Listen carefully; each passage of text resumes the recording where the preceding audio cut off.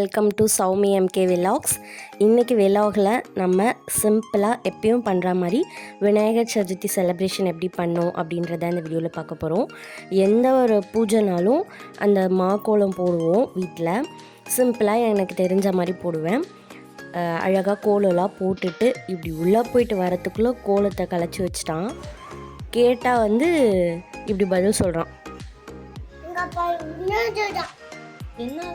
என்னால் தான் அவன் கால் அழுக்காயிடுச்சான், நான் கோலம் போட்டு தான் அவன் கால் அழுக்காயிடுச்சான். அதுக்கப்புறம் பிள்ளையாரை வைக்கிற மனையிலையும் அழகாக கோலம் போட்டுட்டு நான் ஒரு 1 இயராக சிம்பிளாக ஒரு கிளாத்திங் பிஸ்னஸ் பண்ணிருக்கேன். அதனால் நான் ஏதாவது ஃபெஸ்டிவல்லாம் வந்ததுன்னா ஏதாச்சும் ஒரு புது ட்ரெஸ் எடுத்து போட்டுக்குவேன். த்ரூக்கிட்ட பர்பிள் போட்டுக்குவா ஆரஞ்சு போட்டுக்குவான்னு கேட்கும்போது ஆரஞ்சு போட்டுக்கோங்கம்மா அப்படின்னு சொன்னான். அவன்கிட்டே ஒரு ரெட் கலரில் ஒரு டிஷர்ட் இருந்தது. ஸோ நாங்கள் 2 பேரும் புது ட்ரெஸ் போட்டு பிள்ளையாரெல்லாம் வாங்கிட்டு வந்துட்டாங்க வீட்டுக்கு. ஸோ ரெடி ஆகிட்டோம்.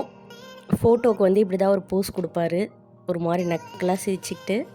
அதுக்கப்புறம் த்ரூ நாங்களாம் ஃபாஸ்டிங் இருந்துட்டு சாமி கும்பிட்டுட்டு சாப்பிட்டோம். பாப்பா மட்டும் பால் அதுக்கப்புறம் 2 பனானா அந்த மாதிரி சாப்பிட்டுட்டு இருந்தான். ஏன்னா டிஃபன் எதுவும் பண்ணல.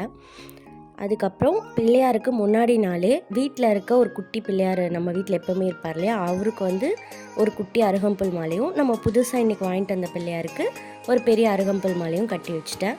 இன்றைக்கி நாங்கள் தேன், பால், சந்தனம், நீர், புஷ்பம் இந்த 5 பொருள் வச்சு இன்றைக்கி நாங்கள் பிள்ளையாருக்கு அபிஷேகம் பண்ணோம். இது சின்ன வயசில் நாங்கள் பண்ணிவிட்டு இன்றைக்கி என்னுடைய பாப்பா கூட வச்சு நான் பண்ணுறேன். த்ரூ பிறந்து 3 வருஷம், இது 3வது பிள்ளையார் சதுர்த்தி. அவன் இந்த வருஷம் தான் பண்ணுறான். ஏன்னா முதல் 2 வருஷம் அவன் உட்கார மாட்டான் ஒரு இடத்துல. குழந்தைங்களுக்கு இது மேலே ஒரு இன்ட்ரெஸ்ட்லாம் வராதில்ல, 1 வயசு 2 வயசு குழந்தைங்களுக்கு. ஸோ இந்த வருஷம் அவன் ரொம்ப ஆர்வமாக பிள்ளையார் வாங்குறதுல ஆர்வமாக இருந்தான், அபிஷேகம் பண்ணுறதுல ஆர்வமாக இருந்தான். எல்லாத்தையும் தாண்டி அந்த பிள்ளையார் கொடை மேலே அவ்வளோ ஒரு ஆர்வமாக இருந்தான், எப்படாவது எடுக்கலான்னு. ஸோ இந்த மாதிரி அழகாக பிள்ளையாருக்கு நாங்கள் அபிஷேகம் பண்ணிவிட்டு எங்ககிட்ட எருக்கமில் செஞ்ச ஸ்வஸ்திக் இருந்தது, அதையும் வச்சு பிள்ளையாருக்கு அபிஷேகம் பண்ணி புது ட்ரெஸ் போட்டு எடுத்து வச்சிட்டோம்.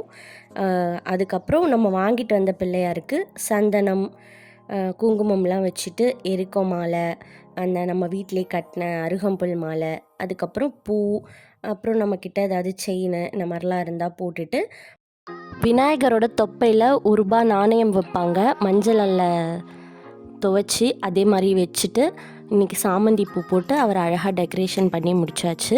பிள்ளையார் கொடையை என் பையன் அப்படியே பார்த்துக்கிட்டே இருந்தான். சாமி கும்பிட்ற வரைக்கும் அதை எடுத்துகிட்டு இருந்தான். சாமி கும்பிட்டுட்டு நாங்களாக கொடுக்கும் போது அதை தூக்கி போட்டு போயிட்டான். ஏன் அந்த மாதிரி பண்ணானே தெரியல. அப்புறமா பிள்ளையாருக்கு நெய்வேத்தியம்லாம் ரெடி பண்ணிவிட்டு சக்கரை பொங்கல், சுண்டல், கொழுக்கட்டை, மோதகம், வடை, பாயாசம், அப்பளம், சாதம், பருப்பு, சாம்பார், உருளைக்கிழங்கு, எள்ளுருண்டை இதெல்லாம் நாங்கள் வீட்டிலே பண்ணி சாமி கும்பிட்டோம். எள்ளுருண்டை ரெசிபி மட்டும் சொல்கிறேன், ரொம்ப சூப்பராக இருக்கும். Simple recipe.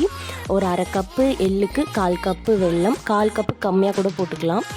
வெல்லம், 2 ஏலக்காய். எள்ளையும் ஏலக்காவையும் நல்லா ட்ரை ரோஸ்ட் பண்ணிவிட்டு மிக்சியில் இது 3 பொருளையும் சேர்த்து கொரன்னு அரைச்சிட்டு, தண்ணிலாம் எதுவுமே சேர்க்கக்கூடாது. அப்படியே நீங்கள் உருண்டை பிடிச்சிங்கன்னா அழகாக உருண்டை விரிசல் இல்லாமல் வந்துடும்.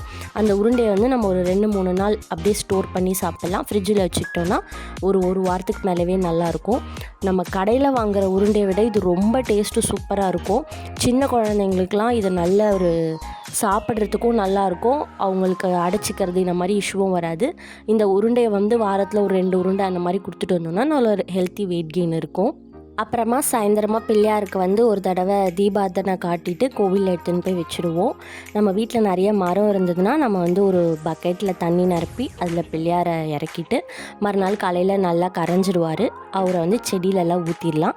ஆனால் கால்படாத செடி இடமா இருக்கணும். எங்களுக்கு பக்கத்தில் இருக்க மரம்லாம் வண்டி நிறுத்துறது அந்த மாதிரி இருக்கிறதால நாங்கள் அந்த வேலையை செய்யலை. உங்களுக்கு கால்படாத செடி மரம்லாம் இருக்குன்னா கண்டிப்பாக நீங்கள் அந்த மெத்தட் ட்ரை பண்ணலாம். இப்படி தான் எல்லா வருஷமும் கும்பிடுவோம். அதே மாதிரி இந்த வருஷமும் கும்பிட்டாச்சு. இந்த வீடியோ பிடிச்சிருந்துச்சுன்னா ஒரு லைக் பண்ணிடுங்க. நீங்கள் எப்படி விநாயகர் சதுர்த்தி கும்பிடுவீங்கன்னு கமெண்ட் பண்ணுங்கள். அப்புறம் இந்த மாதிரி இன்னும் நிறைய வீடியோஸ் பார்க்குறதுக்கு, ஸ்கின் கேர் ரொட்டீன், குழந்தைங்களுடைய சத்து மாவு ரெசிபி இந்த மாதிரி வீடியோஸ் பார்க்குறதுக்கு நம்ம சேனலை சப்ஸ்கிரைப் பண்ணிக்கோங்க. தேங்க்யூ ஃபார் வாட்சிங்.